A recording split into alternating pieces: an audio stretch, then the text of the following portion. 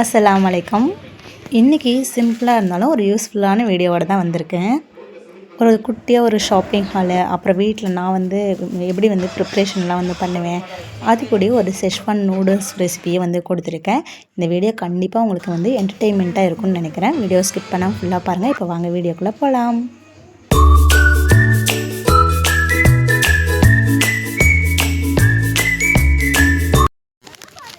Video super மார்க்கெட்லேருந்து start ஆகுது. இந்த super மார்க்கெட்டுக்குள்ளே போனாலே நம்மள நிறையா பேர் வேண்டாத பொருள் தான் எடுக்கும். ஆனால் இந்த வாட்டி தெளிவாக நமக்கு என்ன தேவையோ அதை மட்டும், எது ஆஃபர் இருக்கோ அதை மட்டும் பார்த்து எடுத்தோம். ஒரு 3-4 பொருளாக இருந்தாலுமே நமக்கு ஓகே, நமக்கு இது யூஸ்ஃபுல்லாக இருக்கும் அப்படின்னா மட்டும்தான் அதை எடுத்துகிட்டு வந்தேன். நான் மோஸ்ட்லி சூப்பர் மார்க்கெட்டை போகிறதில்ல, இந்த மாதிரி பல்க் பொருள் வாங்குறதுக்காக மட்டும்தான் போவேன். ஸோ போயிட்டு இது அடுத்த நாள் காலையில் தான் வீடியோ எடுத்தேன். ஸோ எனக்கு என்னென்ன தேவையோ அதை மட்டும் சின்னதாக வாங்கிட்டு ஓடியான்ட்டேன். மெயினாக போனதுக்கான ரீசன் என்ன அப்படின்னா சொல்கிறேன். சின்ன பொருள் இவ்வளோ தான் இருக்கா, ஆனால் பில்லு மட்டும் பாருங்கள் எவ்வளோ பெருசு இருக்குதுன்னு. ஃபஸ்ட்டு இந்த கரண்டி, இதோட ரேட் பார்த்திங்கன்னா 200 ரூபா போட்டிருக்கு. ஆனால் ஆஃபரில் 69 ரூபா 69 ரூபாய்க்கு எனக்கு கிடச்சிது. இந்த கரண்டி ரொம்பவே ஸ்ட்ராங்காக இருக்குது, நல்லாவே இருந்துச்சு. எனக்கு தேவைப்பட்டனால நான் அது ஒன்று எடுத்தேன். அப்புறம் இந்த ஜாம் மிக்ஸு, இது எப்பயுமே 1+1 ஆஃபர் தான் இருக்கும். நான் மெயினாக சூப்பர் மார்க்கெட் போனதுக்கான முதல் ரீசன் இதுதான். ஏன்னா இது 750 ml இருக்கும். 2 பேக் வரும், 2 பாட்டில் வரும். 199 ருபீஸ்க்கு கிடைக்கும். ஒரு பாட்டிலே 199. ஆனால் 1+1 ஆஃபரில் கிடச்சிது. அதுக்காக தான் அங்கே போனேன். அது அந்த சூப்பர் மார்க்கெட்டில் மட்டும்தான் கிடைக்கும், அதனால தான் போனேன். அப்புறம் வீட்டில் கரப்பாம்பூச்சி தொல்லை ரொம்ப தாங்கவே முடியலைங்க பாத்ரூம்குள்ளே. அதனால் அவனுங்களாம் போட்டு தண்ணிடலான்னு சொல்லிட்டு ஹிட் எடுத்துகிட்டு வந்துட்டேன். அப்புறம் நாங்கள் போய் பார்க்கும்போது இந்த பிஸ்கட் பேக்கெட் நல்லா ஆஃபரில் இருந்துச்சு. அதனால் அது ஒரு பேக்கெட் எடுத்துகிட்டு வந்தேன். அப்புறம் பிள்ளைங்க ஜெல்லி கேட்டாங்க. நம்ம வீட்டு பக்கத்துலலாம் இந்த ஜெல்லி மிக்ஸ்லாம் கிடைக்காது, அதனால் அதுவும் ஒன்று எடுத்துகிட்டு வந்தேன். அப்புறம் ரொம்ப நாள் அந்த கடைக்கு போயிட்டு ரொம்ப ஆசைப்பட்டேன். ஆனால் இது எதுக்கு நமக்குன்னு வச்சுட்டு அந்த ஒரு பொருள் தான் இப்போ நான் காட்டிகிட்டு இருக்கேன், இந்த ஷெஷ்வான் சட்னி. இது ரொம்ப நாளாக எனக்கு ரொம்ப ஆசை இது ட்ரை பண்ணி பார்க்கணுன்னு. ஆனால் இதெல்லாம் நல்லா இருக்குமா, இந்த குக்குடு ஃபுட்லாம் நமக்கு சேருமா சேராதா அந்த தாட்லாம் இருந்துச்சு. அதனால் நான் வாங்காமலே வந்தேன். பட் இந்த வாட்டி போயிட்டு சரி ட்ரை பண்ணி தான் பார்க்குவோமே, நமக்கு வீடியோக்கும் யூஸ் ஆகும்னு சொல்லிட்டு எடுத்துகிட்டு வந்துட்டேன். இதோட விலை 90 ருபீஸு. இதில் நிறையா போட்டுருந்துச்சு. அதிலே ஸ்ப்ரெட் பண்ணிக்கலாம், அப்புறம் ஃபில்லிங்காக வச்சுக்கலாம், டிப்பாக யூஸ் பண்ணிக்கலாம், அப்புறம் குக் பண்ண கூட செய்யலாம் அப்படின்னு போட்டிருந்துச்சு. அதனால் ஆசைப்பட்டு வாங்கிட்டு வந்துட்டு ஓப்பன் பண்ணும்போதெல்லாம் புக்குன்னு இருந்துச்சு. எப்படி இருக்குமோ அப்படின்னு சொல்லிட்டு டேஸ்ட்டு மோந்து பார்த்தா பூண்டு சட்னி வாசம் தான் அடிச்சுது. அடடா, பூண்டு சட்னி எதாவது போய் வாங்கிட்டோமான்லாம் தோணுச்சு. பட் இல்லை, இதை வச்சு ரெசிபி ட்ரை பண்ணேன். ரொம்ப சூப்பராக வந்துச்சு. இதை டேஸ்ட் பண்ணி பார்க்கும்போது நல்லா காரமாக இருந்துச்சு. ரொம்ப காரமானது அப்படின்னு சொல்லிட்டு பார்த்துட்டு எடுத்து வச்சுட்டேன். இந்த ஓட்ட கரண்டி பெருசு என்கிட்ட இருக்குது. நான் எடுக்கும் பொழுது எங்கள் வீட்டுக்காரருக்கு எனக்கு ஒரே ஆர்கியூமெண்ட்டு, இது எதுக்கு வீட்டில் வச்சுருக்கேன் அப்படின்னு சொல்லிட்டு. அது பெருசாக இருக்குது, நம்ம சின்னதாக ஏதாவது ஃப்ரை பண்ணுறோம் அப்படின்னா இந்த சின்ன கரண்டி தானே நல்லாயிருக்கும். என்கிட்ட ஒன்று இருந்துச்சு, அது ஊரில் விட்டுட்டு வந்துட்டேன். அதனால் இது வேணுங்க நச்சரிச்சு அதை வாங்கிட்டு வந்துட்டேன். 69 ருபீஸ் தான். சரின்னு சொல்லிட்டு அதையும் எடுத்து வச்சுட்டு, இந்த ஜாம் பாட்டில் வேண்டான்னு அவாய்ட் பண்ணாலுமே பிள்ளைங்க பார்த்தா ஆசைப்பட்டு கேட்டுடுறாங்க. அதுக்கு ஃப்யூச்சரில் இன்ஷால்லா ஏதாவது ஒரு மாற்றம் கொண்டு வரணும். சரின்னு கொண்டு வந்த பொருள்லாம் அந்த இடத்துல கொண்டு போய் வச்சாச்சு. பிஸ்கட்லாம் இனி 10 நாளைக்கு நமக்கு கவலையே இல்லை, கடையில் வாங்க தேவையில்லை, நல்லா ஆஃபர்லேயே இருந்துச்சு. சரின்னு அதெல்லாம் எடுத்து வச்சுட்டு இந்த சக்கரவர்த்தி கீரை இது வந்துருந்துச்சுன்னு காலையில் வாங்கியிருந்தாங்க. அவங்க கையிலேருந்து வாங்கும் பொழுது நல்லா தலை நல்லா ஃப்ரெஷ்ஷாக இருக்குது. நம்ம கைக்கு வந்தோன்னே இப்படி சொங்கி மெங்கியாட்டம் வாடி போயிடுறானுங்க. அது என்ன மாயமோ தெரில. கடையிலையுமே ஒரு பொருள் போய் பார்க்கும்போது வளர்கிறதுக்கு ரொம்பவே கடையிலேயே போய் பார்க்கும்போது நல்லா ஃப்ரெஷ்ஷாக தான் இருக்குது. நம்ம வீட்டுக்கு வந்த உடனே அவனுங்களாம் டல்லாகிடுறானுங்க. சரின்னு அதெல்லாம் ஆஞ்சி விட்டுட்டு இந்த பச்சை பட்டாணி விலை கம்மின்னு சொல்லிட்டு இருந்துச்சு. அதனால் 1 கிலோ வாங்கிட்டு வந்தேன். இது வரைக்கும் 1 கிலோ பச்சை பட்டாணி நான் வாங்கினதில்லை. நாங்கள் அந்த மாதிரி ஸ்டோர் பண்ணி வச்சதில்லை. இந்த காஞ்ச பட்டாணி இருக்கும் இல்லையா, அதுதான் வாங்கி யூஸ் பண்ணுவோம். சரின்ட்டு கொஞ்சமாவது ஹெல்த்தியாக மாறலான்னு சொல்லிட்டு இதை போய் வாங்கிட்டு வந்துட்டேன். பிள்ளைங்க வீட்டில் இருந்தாங்க அப்படின்னா அவங்களும் ஹெல்ப் பண்ணுவாங்க. அவங்களும் ஸ்கூலுக்கு போயிட்டாங்க. ஏன்னா இது அடுத்த நாள் இல்லையா, மண்டே. ஆனால் நாமளே உட்காந்து பட்டாணியெல்லாம் உரிச்சு போட்டுடலான்னு. எனக்கு இந்த பட்டாணியை பார்க்க ரொம்ப ஆச்சரியமாக இருக்கும். ஏன்னா எப்படி உள்ளே இவ்வளோ அழகாக முத்தாக நல்லா க்ரீனாக, இறைவனோட படைப்பு தான் இல்லையா. பெரிய இதில் ஒரே ஒரு முத்து இருக்கும். அந்த மாதிரி எனக்கு ரொம்ப பிடிச்சிருந்துச்சு. சரின்னு அதெல்லாம் உரித்து எடுத்துகிட்டு 1 கிலோ வாங்கிட்டு வந்திருந்தோம். எவ்வளோ இருக்குதுன்னு அளந்து பார்த்துடலாமா. கரெக்டாக எனக்கு 452 கிராம் வந்து கிடச்சிது. பச்சை பட்டாணி அதாவது காஞ்ச பட்டாணி வாங்கினா விலை கம்மி தான். பட் ஓகே, ஹெல்த்தி வைஸ் பார்த்தோம் அப்படின்னா நோ காம்ப்ரமைஸ். இதை பார்த்துட்டு இங்கிட்டு எடுத்து வைக்கிறேன், அங்கிட்டு எடுத்து வைக்கிறேன், ஊற்று பார்க்குறேன், அவ்வளோ அழகு. சரின்னு அதை எடுத்து வச்சுட்டு கீரை வந்து ஆஞ்சிருந்தோம் இல்லையா, அதையும் வந்து கட் பண்ணிடலாம் சொல்லிட்டு கட் பண்ணிக்கிட்டு இருந்தேன். கட் பண்ணி ஃப்ரிட்ஜில் வந்து வச்சுருவோம், அடுத்த நாளே வந்து யூஸ் பண்ணிக்கிறேன். இந்த மாதிரி ஃப்ரீ டைமில் வந்து இந்த மாதிரி சின்ன சின்ன ப்ரிப்ரேஷன் பண்ணிட்டோம் அப்படின்னோம்னா அடுத்த நாள் காலையில் பிள்ளைங்களை ஸ்கூலுக்கு அனுப்பும்போது கொஞ்சம் டென்ஷன் இல்லாமல் ரிலாக்ஸாக அந்த வேலை பார்க்குற மாதிரி இருக்கும். ஏன்னா நம்ம பிள்ளைங்களை ரெடி பண்ணுறதுக்கே ஒரு டென்ஷன் வந்து வரும். அதனால் இந்த மாதிரி சின்ன சின்ன வேலைகள் வந்து அப்பப்போ வந்து செஞ்சு வச்சுக்கிறது.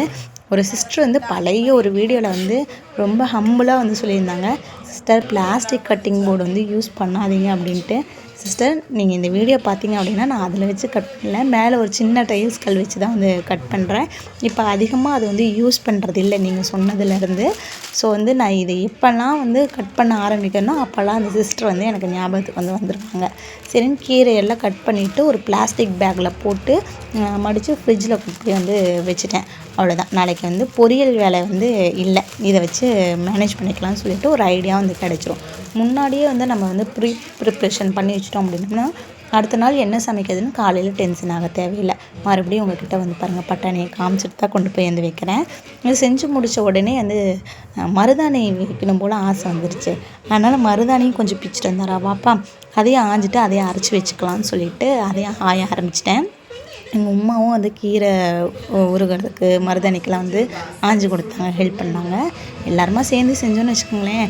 இதெல்லாம் எடுத்து வச்சுட்டு இந்த கீரை உருவினா மட்டும் வீடு பார்த்திங்களா எப்படி ஆகிடுதுன்னு. இத்தனைக்கும் நான் நியூஸ் பேப்பர்லாம் போட்டு எங்கேயும் சிந்தாமல் சிதறாமல் பண்ணணுன்னு தான் நினச்சேன். ஒரு ஆளே பண்ணுறதுன்னா அதுக்குள்ளே வச்சு பண்ணுவோம், 2 பேர் சேர்ந்து பண்ணும்போது எல்லா பக்கமும் நியூஸ் பேப்பர் போட முடியாது இல்லையா. சரின்னு குப்பையானதெல்லாம் வந்து கூட்டி குப்பையை வாரி போட்டுட்டு அடுத்து நம்ம போய் மருதாணி அரைச்சி வச்சுருக்கேன். நான் ஆல்ரெடி வச்சுருக்கேன். நல்லா கோல்டு, நல்லா த்ரோட் பெயின். இப்போயே குரல் பார்த்திங்கன்னா கொஞ்சம் இதாக தான் இருக்கும். ஆனாலும் அடங்காமல் மருதாணி வைக்கணும்னு ஒரே ஆட்டம். என்ன பண்ணுறது, இந்த மாதிரி நம்ம வீட்டில் வந்து மருதாணி செடி இருக்குது, ஆனால் வந்து வைக்கவே மாட்டோம். நிறைய பேர் வந்து பிச்சுட்டு போவாங்க, நாங்கள் வைக்கவே மாட்டோம். ஆனால் வச்சோம் அப்படின்னம்னா இப்படி தான் கையில் இருக்கிறக்கவே வச்சுக்க வேண்டியது. அது என்ன வியாதியோ தெரில, இருக்கும்போதே வைக்கிறது. சரின்னு அதை நல்லா மிக்ஸ் பண்ணி எடுத்துகிட்டு வந்துட்டு வெறும் நகத்துக்கு மட்டும் வைக்கலான்னு தான் நான் வந்து இது அரைச்சி எடுத்துகிட்டு வந்தேன். ஆனால் எங்கள் அம்மா வந்து சொன்னாங்க, வைக்கிற அப்படியே ஃபுல்லாகவே வெய்யுமா நல்லது அப்படின்னாங்க. சரி, பெரியவங்க பேச்சு ஏன் மீறணும் அப்படி சொல்லிட்டு ஃபுல்லாகவே வந்து வச்சுட்டேன். வச்சு காஞ்சதுக்கப்புறமேட்டுக்கு எடுத்தாச்சு. அப்படியே நைட்டு வந்து ஆயிடுச்சு. இந்த வானத்தை பாருங்களேன், என்ன ஒரு அழகு! இறைவனோட படைப்பு பாருங்களேன், எப்படி வந்து இவ்வளோ கலர்ஃபுல்லாக ஒரு பர்பிள் கலர் ஸ்கை பார்த்துருக்கீங்களா? அவ்வளோ அழகாக இருந்துச்சு. அந்த சூரியன் மறைய போகிற தருணத்தை பாருங்களேன், எவ்வளோ ரெட்டிஷாக ரொம்ப நல்லா இருந்துச்சு. அதை அப்படியே போய் மாடியில் போய் நின்று சுற்றி சுற்றி பராக் பார்த்துட்டு கீழே வந்து தான் டின்னர் செய்யவே வந்து ஸ்டார்ட் பண்ணேன். மேலே பராக் பார்த்துட்டு வந்துட்டு கீழே டின்னர் செய்யறதுக்கு டைம் ஆயிடுச்சு. அதனால் தோசை வந்து ஊற்றிட்டேன். ஏன்னா நூடுல்ஸ் வந்து கம்மியாக தான் இருந்துச்சு, 2 பேக்கெட் தான் இருந்துச்சா, எல்லாருக்குமே பத்தாது. அதனால் வந்து பெரியவங்களுக்குலாம் தோசை ஊற்றி கொடுத்துட்டேன். சரி, டேஸ்ட்டுக்கு வந்து எல்லாருக்கும் கொடுத்துக்கலான்னு சொல்லிவிட்டு ஒரு 2 பெரிய வெங்காயத்தை வந்து இந்த மாதிரி குட்டி குட்டியாக வந்து கட் பண்ணி எடுத்துக்கிட்டேன். நான் சைட் பை சைடு தோசை ஊற்றிட்டே தான் இந்த வேலையை வந்து செஞ்சுக்கிட்டு இருந்தேன். காலையில் வந்து சாம்பார் வச்சோன்னு நினைக்கிறேன். அதனால் வந்து பெரிய பிரச்சனை இல்லை, வெறும் தோசை மட்டும்தான், அதை ஊற்றி கொடுத்துடலான்னு அதை வந்து அவங்களுக்கு ஊற்றி கொடுத்துட்டேன். பிள்ளைங்களுக்கும் வந்து ஆளுக்கு ஒரு தோசை வந்து ஊற்றி கொடுத்துட்டேன். ஏன்னா இது செய்கிறதுக்குள்ளே டைம் ஆயிரும், பிள்ளைங்களுக்கு பசி ஆயிரும், காலையில் மதியானம் சாப்பிட்டது இல்லையா. அதனால் வந்து வெங்காயம் கட் பண்ணிவிட்டு ஒரு பாத்திரத்தில் தண்ணி பிடிச்சி வந்து வச்சுட்டேன். இந்த நூடுல்ஸ் பேக்கெட் தான் வந்து வாங்கியிருந்தேன். இன்றைக்கி காயெல்லாம் எதுவுமே போடலை.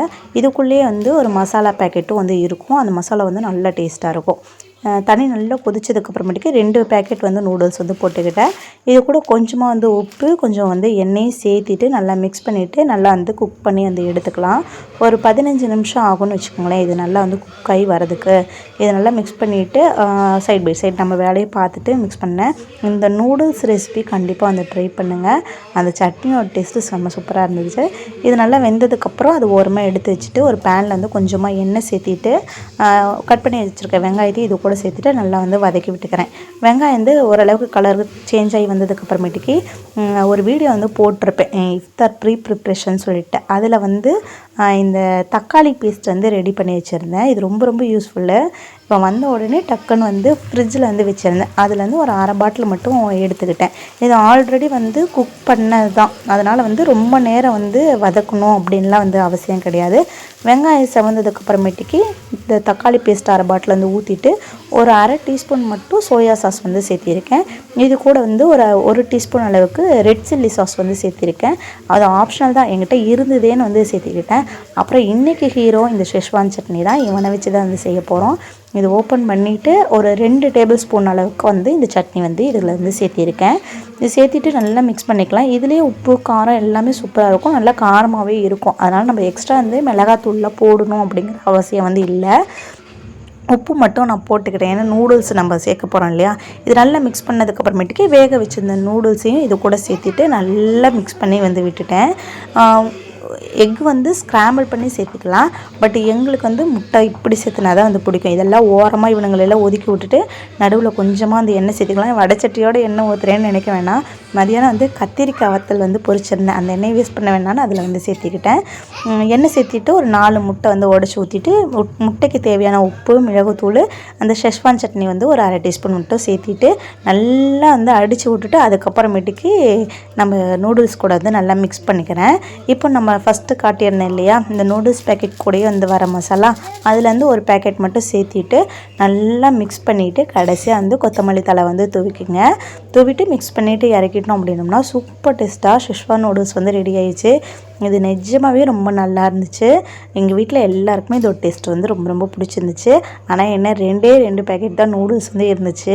அதனால் வந்து எல்லாருக்கும் பத்தலை, எல்லாருக்கும் சும்மா டேஸ்ட்டுக்கு மட்டும் கொடுத்துட்டு எல்லாம் சாப்பிட்டோம். இந்த வீடியோ உங்களுக்கு பிடிச்சிருந்துச்சா என்னன்னு சொல்லிட்டு மறக்காமல் கமெண்ட் பண்ணுங்கள்.